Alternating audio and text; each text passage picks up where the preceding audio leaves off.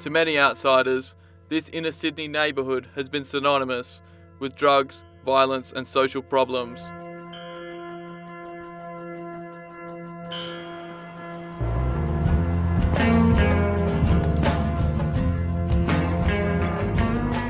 But to generations of Aboriginal people, Redfern's The Block has been a home and a meeting place. Now, things are about to change.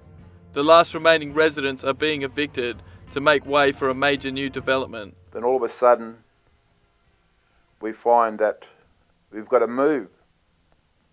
Why is it that we've got to keep moving and moving and moving? Is there one generation amongst us that is not going to move? The evictees are not just leaving a refuge of affordable housing, but also a symbol of Aboriginal land rights. A victim of the stolen generation, resident Les Paletti came to the block in the late 60s after serving 10 years as a ward of the state. They let me go with $36 and a suitcase with clothes. So I ended up in Redfern. And I spotted my auntie. So I walked down the road here. And there they were, my grandmother, grandfather, my mother, all my other aunties. They were here. It all started in 1973 after activists lobbied the Whitlam government for money to renovate rundown terraces and to house Aboriginal people. We had to demonstrate our life away trying to get the thing, trying to make them understand, but they just didn't want to give it to us. This was the start of the Aboriginal Housing Company, and by 1994 it had acquired nearly all of the land now known as the block. And the real issue is ownership. We own this block. We own the freaking land. Plans to renovate the block have existed since the 80s, but were given fresh urgency by the violence and trouble of the 1990s and the riots of 2004. The closest the AHC has come to realising this dream of redevelopment was in mid-2009, when Christina Keneally approved concept plans for the Pemulwuy project.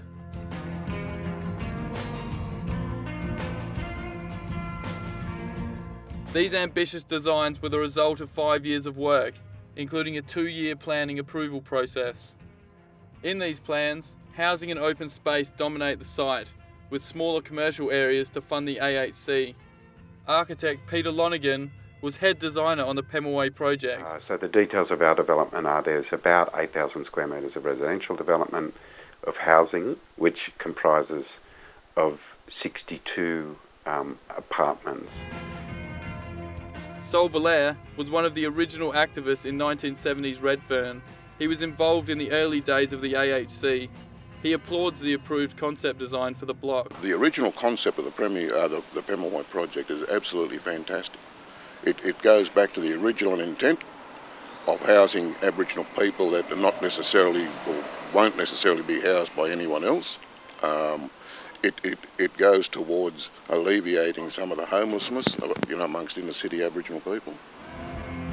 But in a surprise move, Aboriginal Housing Company CEO Mick Mundine shelved these Pemulwuy plans earlier this year. The new one is a concept is much better than the other one because it's designed more better, structural wise. It's got a better image. It's got a better image altogether. Instead, the AHC has moved to a plan that has been criticised as relegating Aboriginal housing in favour of a much more commercially orientated development. The commercial development there that they've got there is nearly twice as much as the original plan. So I mean, it just makes no sense, except it's greed. And developers, the state and federal governments have made it quite clear that they don't intend to put any more funding in there. Why have you changed plans? No, the last plan was only the concept DA. Now we're going to the DA itself. Now the DA itself is that we're still sticking to the same criteria. We're still building 62 affordable housing. We're still building a brand new gym, student accommodation and the cultural arts centre, and even talk about preschools. That's part of the old concept. So design might have changed a little bit in the affordable housing, But it's designed for a better reason. In the old one, the security sort of issue wasn't good enough, so we had to change that to make sure that the new complex is a safe environment. These new plans show a radical change of design, one which Peter Lonergan is convinced will not pass the approval process. So what are the chances of this new plan getting through? From what I can see, it doesn't comply really at all, in any way at all. All of the houses faced east or west and are, pretty much subterranean. These are the Aboriginal housing, where all of our apartments faced north.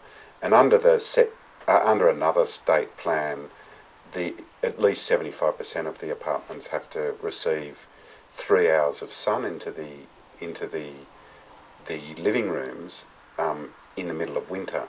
From what I could work out from the plans, the living rooms wouldn't receive any sun in the middle of winter. These are not the only criticisms. Under the original plans, evicting the tenants was unnecessary.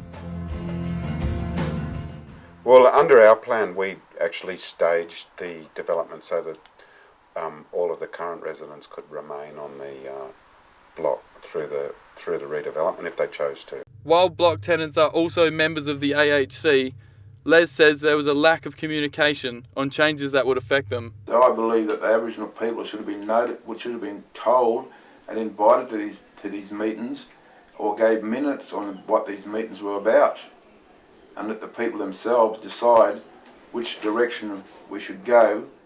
We could have done in stages, like stage one, but what we're doing now, and it's not evict, we evict them so we can knock everything down, and they are coming back. It's a temporary relocation. With an onerous approval process still ahead, these temporary relocations may last many years. It took over 5 years to develop and get the thing passed through planning laws, etc., etc. But now the powers that be now seem to have changed that issue, so they're going to have to go back to square one. The Aboriginal Housing Company's new plans are being created in conjunction with Daycorp, a development company that is currently rebuilding the Redfern RSL. It's unclear what the financial arrangements are between Daycorp and the AHC, but a project of this size requires solid funding. This concerns Sol Belair. I mean, the project's worth $60 million. Why would you start handing out eviction notices when you don't even have $1 million to push a development plan through the council or through the planning authority? They're not that philanthropic that they're going to come in with $60 million and say to Aboriginal people, we're going to, out of the goodness of our heart, we're going to build some decent housing for you. Even the richest man in Australia wouldn't do that. Bill Gates wouldn't do that. As the plans have changed, Mick Mundine is candid about difficulties in securing financial backing. All the banks knocked us back because they said they'd get involved with the commercial, but they won't get involved with put the money in for the DA. And 3 of the finance, they knocked us back too. There's one still, but I don't have much hope in them. But I just cannot realise why people cannot help us, because what we are doing, we're building a brand new community. With plans yet to be lodged and an apparent funding shortfall, the block is likely to be empty for many years. We say that now about our generation. Before us, they're all gone. We point over there and say to our grandchildren, this is where your people used to live. This is where your people used to live. Is Redfern becoming one of those places? This question will likely remain unanswered well after the bulldozers have moved onto the block.